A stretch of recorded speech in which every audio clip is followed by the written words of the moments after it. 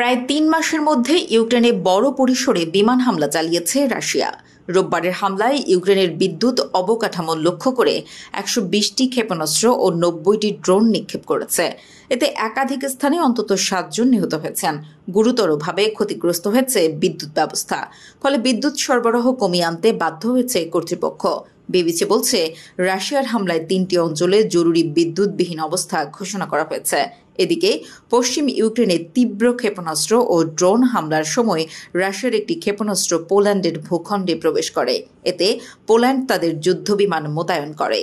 ইউক্রেনের রাষ্ট্রীয় জরুরি পরিষেবা সংস্থা বলছে, রাশিয়ার ড্রোন হামলায় মাইকোলাইভ শহরে ২ নারী নিহত হয়েছেন আর আহত হয়েছেন অন্তত ৬ জন। শহরে আবাসিক ভবন, গাড়ি, শপিং সেন্টার সহ অন্যান্য অবকাঠামো ক্ষতিগ্রস্ত হয় এবং আগুন ছড়িয়ে পড়ে বলে জানান মাইকোলাইভ অঞ্চলের গভর্নর ভিটালি কিম।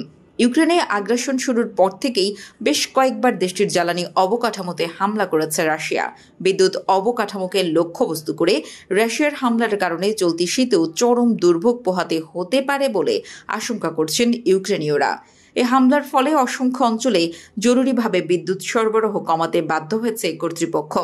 চলতি মাসের শুরুতে মার্কিন প্রেসিডেন্ট নির্বাচনে ডোনাল্ড ট্রাম্পের বিজয়ের পরই এ ধরনের হামলা চালালো রাশিয়া।